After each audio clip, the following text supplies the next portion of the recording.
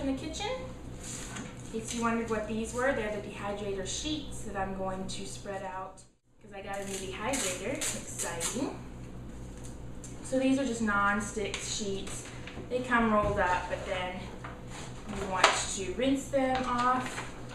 I'll be laying them out, slicing the tomatoes, and they'll take at least a day or even two. We'll see. We'll experiment in the dehydrator, and then we'll have sun-dried or dehydrator-dried tomatoes with nothing on them, no additives, no oils, no salts.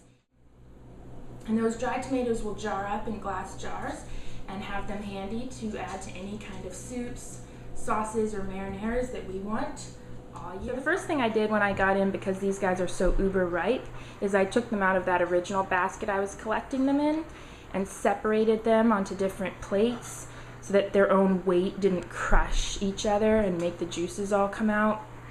These would otherwise be known as seconds at farmers markets and stuff because they are on their way out. Like, they need to be used today before they rot, which is why we're gonna dehydrate, a great way to preserve your harvest. So I pull out my built-in wooden cutting board, and let's bring the tomatoes over and get them started. So I have my ceramic knife that I like to use the most because that creates less oxidation when I cut and doesn't cause any metal ion transfer. It also is sharp all the time without needing to be sharpened. So I'm going to go with this one, and then just if a tomato is really soft and I just is getting ripped up by this one, then I'll use my emergency serrated knife that'll get through that flesh.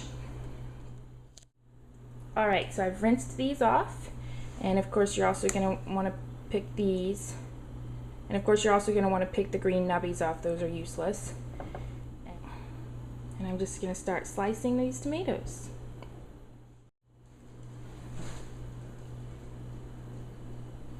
So I would do these about 1/4 inch or less thick. The thinner you slice them, the faster they'll be ready.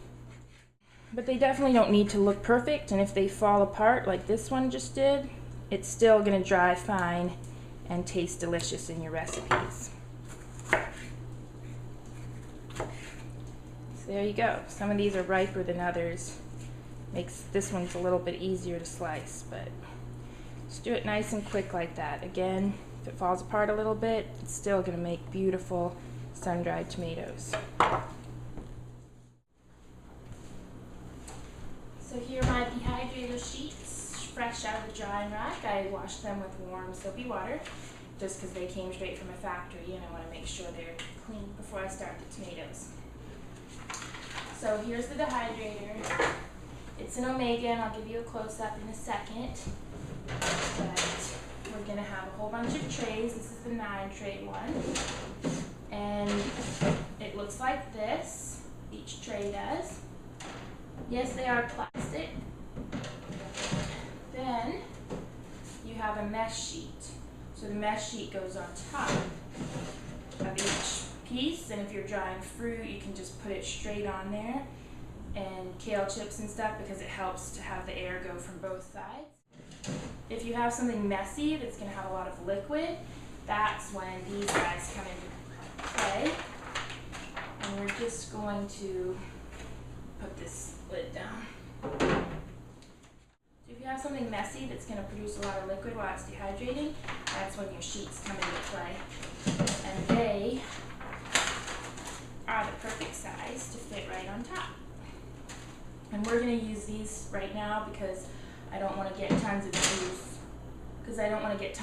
In the bottom of my brand new clean dehydrator, and that will mean that they won't dry as quickly, and I'll need to come and flip them over because they're not going to be getting air on one side. But I'll show you all of that, so no worries.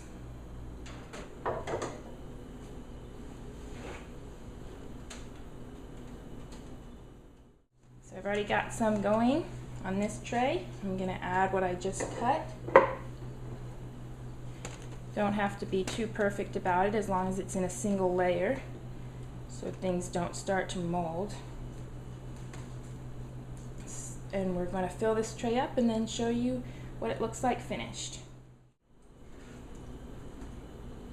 These are really flavorful once I can smell them. Penetrating. So juicy.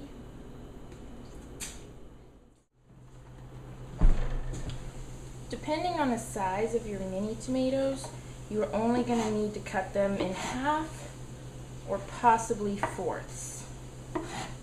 But I did switch to the serrated knife, which is working a lot better.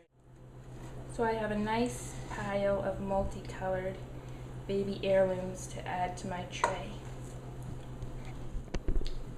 Okay, so here's my beautiful tray of baby tomatoes. Alright, so I got my whole dehydrator full of tomatoes. I didn't worry too much about making them be in perfect rows. This doesn't need to look like it came out of a gourmet food magazine. It just needs to be single layer on your trays and it's going to dehydrate just great. So let me close it up.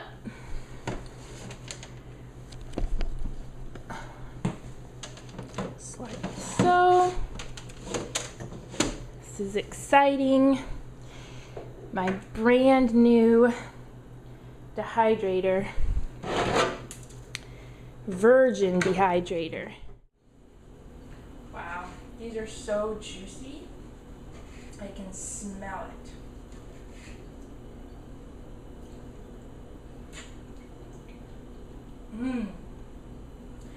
Gotta save some for dehydrating. Could seriously eat like a bucket load right now. And plug it in.